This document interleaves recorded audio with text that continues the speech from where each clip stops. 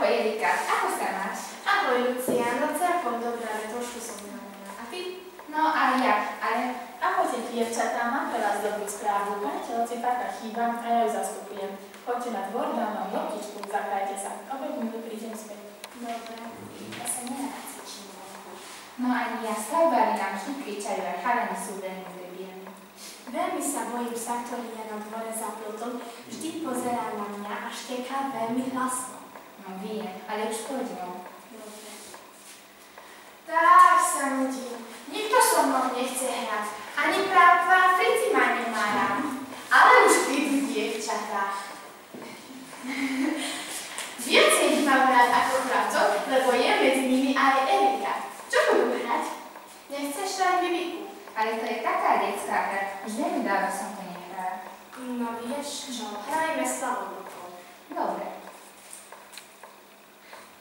No to je veľmi dobrá zábava. Ale pozri, už prídu chlapci. Ups, prepáč. Ahoj Erika, mohla by si dávať pozor.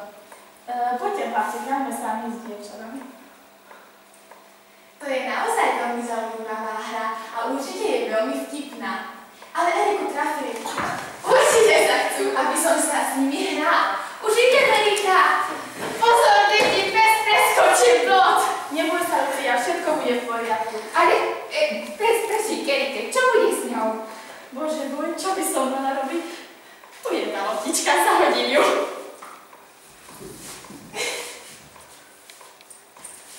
No, Erika, ty si ako hrdinka, si veľmi odvážna. Áno, Lucia má pravdu, veľmi si závidím.